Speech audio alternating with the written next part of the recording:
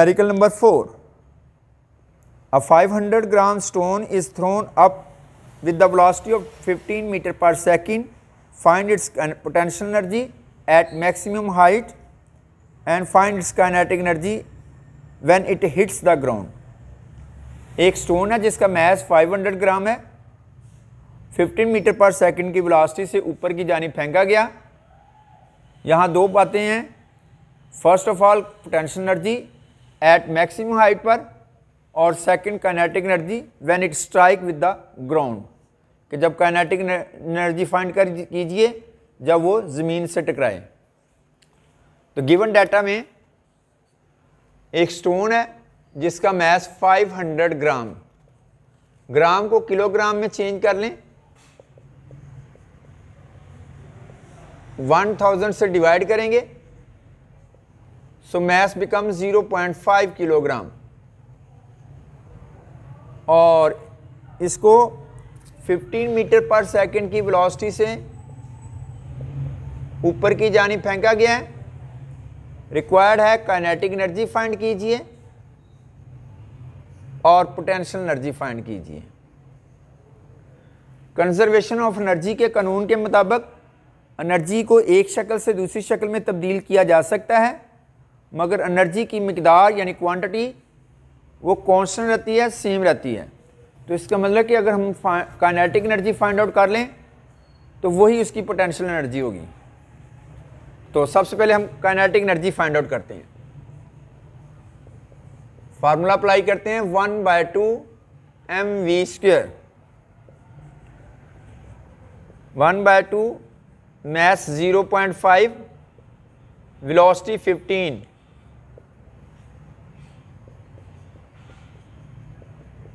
Decimal ख़त्म करके 5 के नीचे 10, 15 का square 15 multiply by 15, 5 1 the 5, 5 2 the 10. So kinetic energy is equal to 225 divided by 4, 5 4 the 20, 5 6 the 24, 5 1 the 5, 5 2 the 8, 5 5 the 20. So this is the kinetic energy produced in the stone. According to law, kinetic energy is equal to potential energy. So both are equal to 56.12 joule.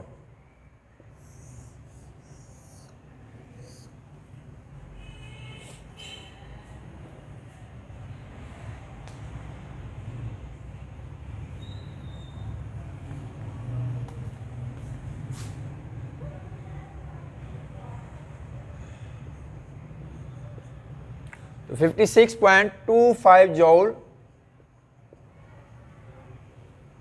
Energy produce होगी। Numerical number 5. On reaching the top of a slope 6 meter high from its bottom, a cyclist has a speed of 1.5 meter per second. Find the kinetic energy and the potential energy of the cyclist. The mass of the cyclist and his bicycle is 40 kilogram.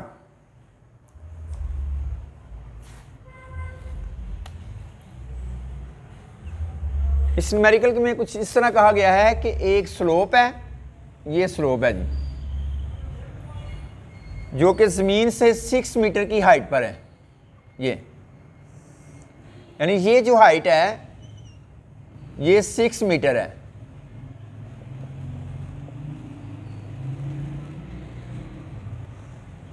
Ground से slope की जो height है वो 6 metre है, और जो cyclist है वो 1.5 मीटर पर सेकंड की वेलोसिटी से मूव कर रही है, जबकि दोनों का जो मैस है, साइकिल और साइकिल सवार का जो मैस है राइडर का, वो 40 किलोग्राम है। अब इस न्यूमेरिकल में जो गिवन डाटा है वो मैस है 40 किलोग्राम, साइकिल की स्पीड है 1.5 मीटर पर सेकंड, स्लोप की जो हाइट है वो 6 मीटर है। यहां हमने पोटेंशियल एनर्जी भी फाइंड आउट करनी है और काइनेटिक एनर्जी भी फाइंड आउट करनी है। ये गिवन डाटा है। आइए सबसे पहले हम पोटेंशियल एनर्जी फाइंड आउट करते हैं। पोटेंशियल एनर्जी का फार्मूला अप्लाई करते हैं, mgh। m मैस है, g ग्रेविटी है और h हाइट है। मैस कितना है 40, g 10, हाइट 6, तीनों को मल्टीप्लाई करें 2400 जूल। अब इसी तरह काइनेटिक एनर्जी फाइंड आउट करते हैं। काइनेटिक एनर्जी के लिए हमें मैस रिक्वायर्ड चाहिए, मैस चाहिए और वेलोसिटी, जो कि दोनों गिवन है। मैस है 40, velocity 1.5 square, 2 1 the 2, 2 to the 4 20। Kinetic energy 20 multiply 1.5 का स्क्वायर होगा 2.25। इन दोनों को मल्टीप्लाई कर दें, 45 joule is the energy produce in the form of kinetic energy. Numerical number 6, a motorboat moves at a steady speed of 4 meter per second. Water resistance acting on it is 4000 Newton. Calculate the power at its engine. एक motor boat है जो कि 4 metre पर second की velocity से पानी के अंदर मूव कर रही है और उसे 4000 न्यूटन पानी की रेजिस्टेंस फोर्स का सामना करना पड़ रहा है। हमने इंजन की पावर फाइंड करनी है। तो गिवन डाटा देखते हैं क्या है। न्यूमेरिकल नंबर 6, गिवन डाटा है वाटर की रेजिस्टेंस फोर्स 4000 न्यूटन है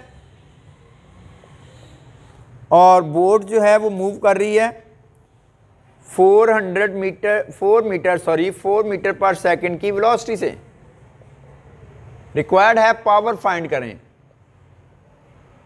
power is called rate of doing work is called power. So power is equal to work divided by time.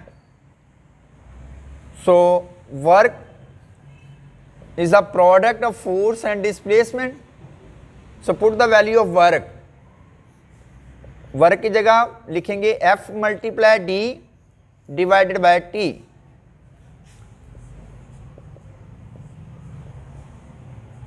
D divided by T, distance divided by time is called velocity. So formula बन गया F multiply V। 4000 force का सामना करना पड़ रहा है engine को और स्पीड उसकी है 4। दोनों को मल्टीप्लाई कर दें 16,000 watt power is produce by the engine. Prefixes की सूरत में लिखना चाहें तो 16 मल्टीप्लाई बाय 1000, 3 0 को हमने 1000 लिखा और 1000 mean kilo. So 16 kilo watt power is produced.